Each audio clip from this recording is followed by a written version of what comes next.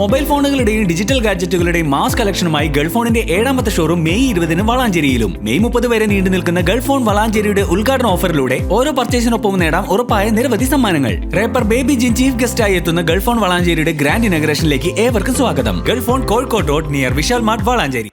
പട്ടാമ്പി പള്ളിപ്പുറം റോഡിലെ വെള്ളക്കെട്ടിന് പരിഹാരം കാണാൻ നടപടി തുടങ്ങി. അടഞ്ഞ അഴുക്കുചാലിലെ തടസ്സങ്ങൾ നീക്കുന്ന പ്രവൃത്തികളാണ് ആരംഭിച്ചത്.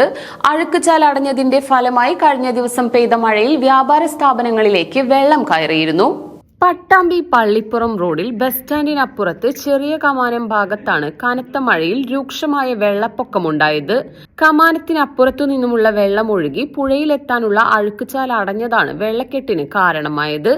അഴുക്കുചാലിലൂടെ വെള്ളം ഒഴുകി പോകാതെയായതോടെ സമീപത്തെ വ്യാപാര സ്ഥാപനങ്ങളിലേക്ക് വെള്ളം കയറി. റോഡ് നവീകരണത്തിന്റെ ഭാഗമായാണ് അഴുക്കുചാലുകൾ അടഞ്ഞത്.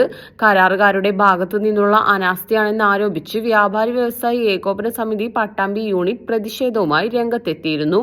വ്യാപാരികൾ അധികൃതരുമായി നടത്തിയ ചർച്ചയുടെ അടിസ്ഥാനത്തിലാണ് പ്രശ്നപരിഹാര നടപടികൾ തുടങ്ങിയത്.